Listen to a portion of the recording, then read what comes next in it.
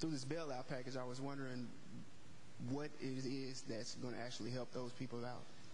Well, thank you, Oliver, and that's an excellent question because, as you just described it, bailout, when I believe that it's rescue.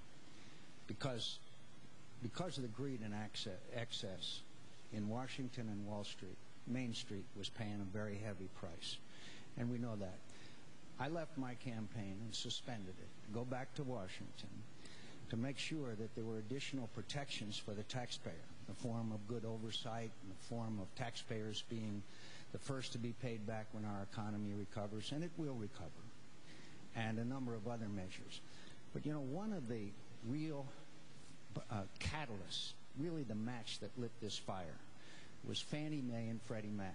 I'll bet you may never even have heard of them before this crisis. But, you know, they're the ones that, with the encouragement of Senator Obama and his cronies and his friends in Washington, that went out and made all these risky loans, gave them to people that could never afford to pay back.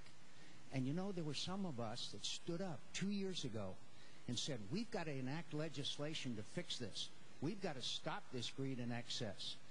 Meanwhile, the Democrats in the Senate and some members of Congress defended what Fannie and Freddie were doing. They resisted any change. Meanwhile, they were getting all kinds of money in campaign contributions. Senator Obama was the second highest recipient of Fannie Mae and Freddie Mac money in history. So this rescue package means that we will stabilize markets. We will shore up these institutions, but it's not enough. That's why we're going to have to go out into the housing market, and we're going to have to buy up these bad loans, and we're going to have to stabilize home values. And that way Americans can, like Alan, can realize the American dream and stay in their home. But Fannie and Freddie were the catalyst, the match that started this forest fire. There were some of us that stood up against it. There was others who took a hike. Senator Obama. Well, Oliver, first let me tell you what's in the rescue package for you. Right now, the credit markets are frozen up. And what that means as a practical matter is that small businesses and some large businesses just can't get loans.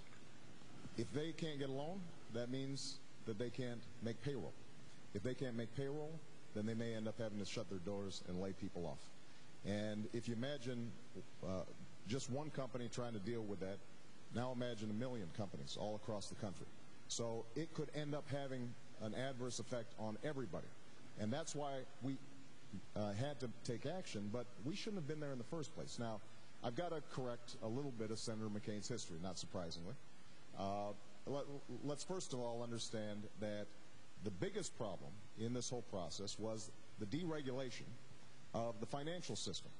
Senator McCain, as recently as March, bragged about the fact that he is a deregulator. On the other hand, 2 years ago, I said that we've got a subprime lending crisis that has to be dealt with. I wrote to Secretary Paulson. I wrote to Federal Reserve Chairman Bernanke and told them this is something we have to deal with, and nobody did anything about it. A year ago, I went to Wall Street and said we've got to re-regulate, and nothing happened. And Senator McCain, during that period, said that we should keep on deregulating because that's how the free enterprise system works.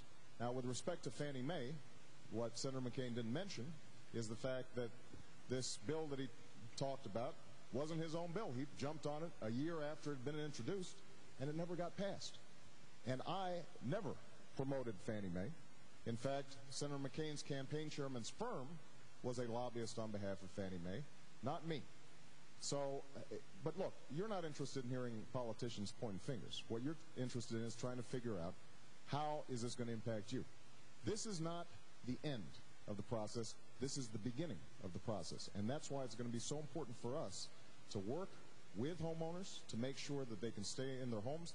The Secretary already has the power to do that in the rescue package, but it hasn't been exercised yet.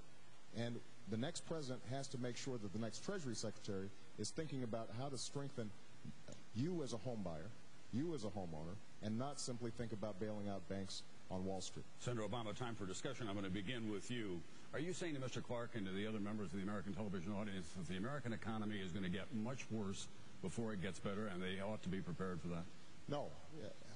I am confident about the American economy. But we are going to have some leadership from Washington that not only sets out much better regulations for the financial system. The problem is we still have a archaic 20th century regulatory system for 21st century financial markets. We're going to have to coordinate with other countries to make sure that whatever actions we take work. But most importantly, we're going to have to help ordinary families be able to stay in their homes, make sure that they can pay their bills, deal with critical issues like health care and energy. And we're going to have to change the culture in Washington so that lobbyists and special interests aren't driving the process and your voices aren't being drowned out. Senator McCain, in all candor, do you think the economy is going to get worse before it gets better? I think it depends on what we do. I think if we act effectively, if we stabilize the housing market, which I believe we can, if we go out and buy up these bad loans so that people can have a new mortgage at the new value of their home. I think if we get rid of the cronyism and special interest influence in Washington so we can act more effectively. My friend, I'd like you to see the letter that a group of senators and I wrote warning exactly of this crisis. Senator Obama's name was not on that letter. The point is that we can fix our economy. Americans, workers, are the best in the world. They are the fundamental aspect of America's economy. They're the most innovative. They're the best.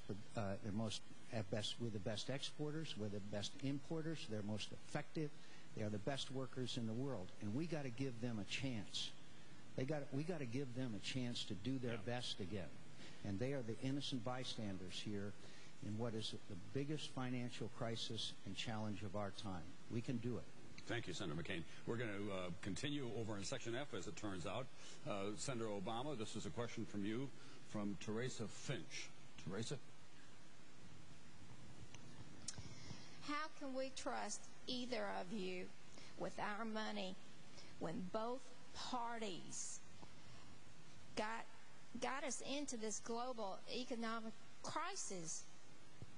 Well, look, I understand your frustration and your cynicism, because while you've been carrying out your responsibilities, most of the people here, you've got a family budget. If less money's coming in, you end up making cuts. Maybe you don't go out to dinner as much. Maybe you put off buying a new car. That's not what happens in Washington. And you're right. There's a lot of blame to go around. But I think it's important just to remember a little bit of history. When George Bush came into office, we had surpluses. And now we have a $500 billion deficit annually. When George Bush came into office, our debt, national debt, was around $5 trillion. It's now over $10 trillion. We've almost doubled it. And so, while it's true that nobody's completely innocent here, we have had, over the last 8 years, the biggest increases in deficit spending and national debt in our history.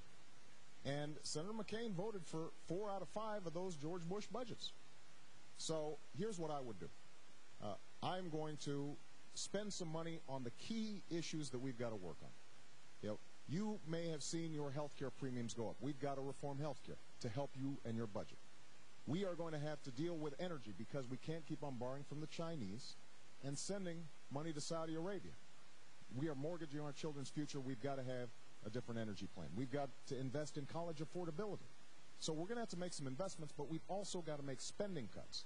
And what I've proposed, you'll hear Senator McCain say, well, he's proposing a whole bunch of new spending, but actually I am cutting more than I'm spending so that it will be a net spending cut.